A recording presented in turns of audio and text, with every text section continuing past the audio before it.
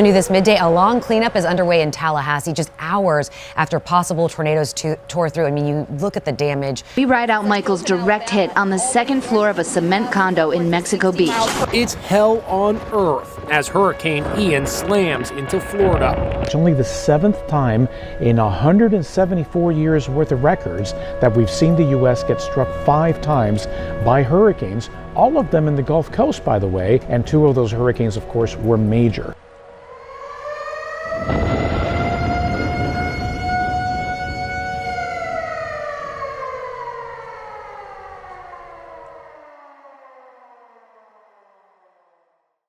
As a person that's been talking about climate change for 20 years and a person that's been out on the front lines advocating for people and governments to do something about this, and then to be one of the victims of an extreme weather event is just fairly ironic. Our neighbors knew that this was happening to us, and one of our friends up the street saw the tree service group that had cut their way into the neighborhood, and they immediately called up and rented a crane, and the crane got here about 3 o'clock in the afternoon, and we had to crane the tree off the house.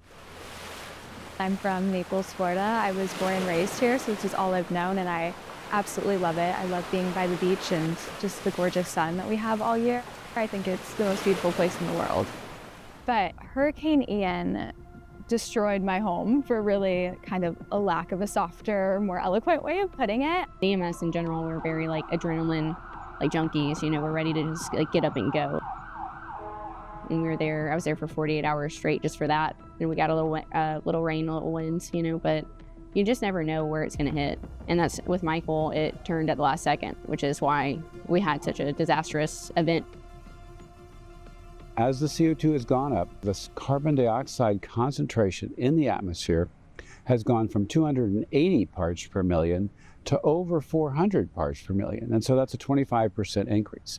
And that traps heat on the surface of the Earth. And so it makes for a warmer climate. That makes for warmer oceans. And things like warmer oceans fuel stronger and more intense hurricanes. And that's what we've experienced in this past year. It almost seems like every hurricane that hits the Gulf Coast is a class 4 or 5, maybe a 3, but they're all stronger than they used to be. And so as the climate gets warmer, we have more weather catastrophes because a warmer atmosphere just has more energy in it. And tornadoes are energy. They're just expressions of energy and turbulence.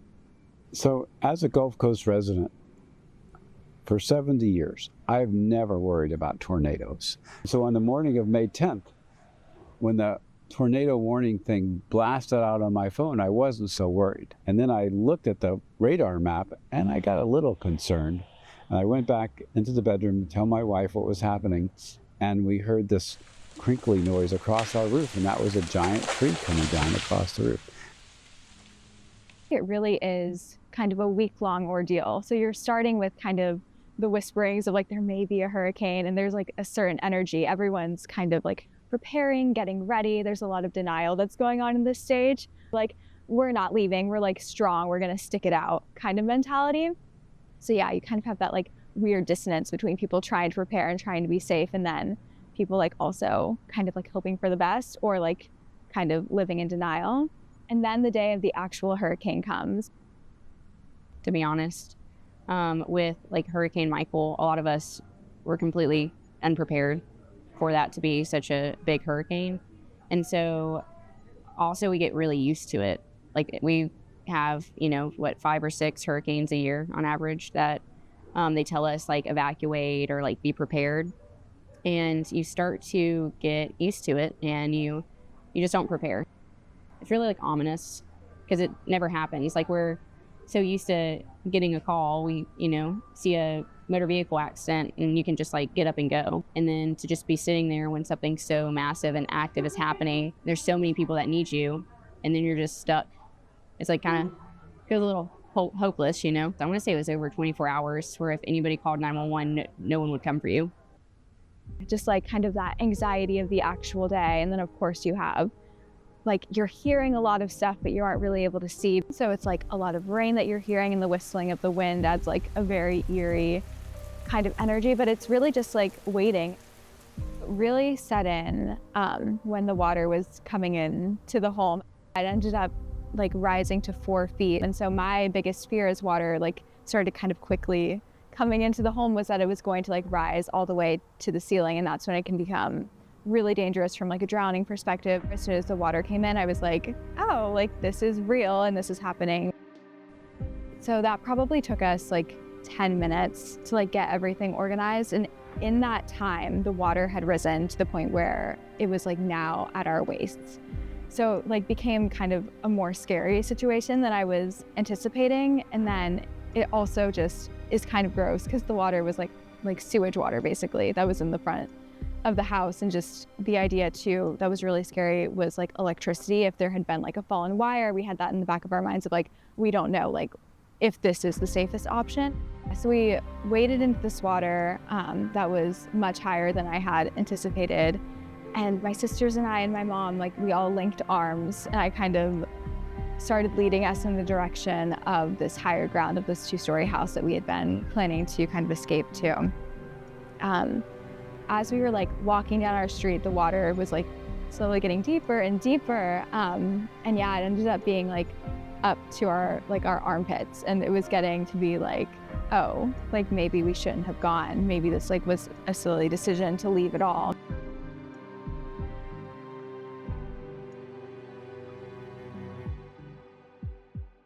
So I was in the Lynn Haven community specifically, and we ended up going and meeting everybody from all emergency services, as well as local community leaders. We all met in one area in Lynn Haven, and we discussed everything that was happening, what to do. People brought food, people brought waters from their house, and we all kind of had joint effort to figure out what the community needed at that moment and how we could help in that moment with our limited resources.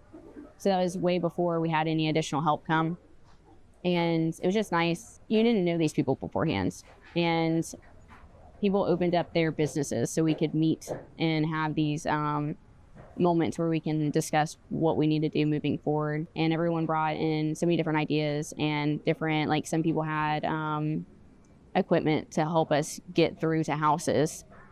Trees were down. We couldn't get to a lot of the houses. So like putting everybody together, everyone coming together and saying, I have this and I have that. You could put all the puzzle pieces together and like help the best way you can. And over the course of the next few days, we packed up everything in the house because we thought we'd get our house fixed pretty soon. And of course, it's taken 7 months to do that. But at the time, we didn't know that. And so we had people over here helping us pack. People were buying us boxes. People were bringing us lunch. Our neighbors who lived in that home ended up seeing us kind of like pathetically, like pulling each other into their yard. And I'm sure they were like very confused. And the doors open to this house and like all of our neighbors are there. So being kind of huddled and like quarantined with all these people that I have like quasi relationships with was really interesting. And just all of us being united under this very scary circumstance. So obviously, like, it was super helpful. We were so lucky to have that house to come to and have our wonderful neighbors that like hosted us basically and hosted the rest of the community. All of us like kind of coming together and like helping each other. And it was like kind of fun too, in a way, like being able to catch up with these people that we hadn't really had a chance to, and just like kind of like a moment of joy or like solace and like a terrible time. And so we had just had a whole community effort packing up our house and sawing up the mess that was in our backyard with chainsaws. And it really was a great thing, though. The community around us, everybody came out here and just helped and pitched in, and it was a wonderful thing. I can't imagine a situation where like things could have turned out as well as they did if it were not for the neighbor. It could have been so much worse. We had different ambulance companies and fire departments from anywhere from Miami to North Carolina to Texas. We had some like centralized areas. They all came down. There's videos of like hundreds of ambulances just driving down 77 to us, which is what we saw it from our station, which was like almost makes me tear up a little bit because it was just so cool to see all these people going down lights and sirens to aid us. And so with tragedy comes community response. It's just like a death in the family. When somebody dies, people gather together and help each other. If not for community, then I don't see really a clear path forward. I feel like it's really all we have, it's all we can do. Like if we aren't here for each other, if we aren't supporting each other, if we aren't looking out for each other in these times of need, then there really is no next step. Like we would not have been able to make it without the help of our neighbors. Like I'm sure of that.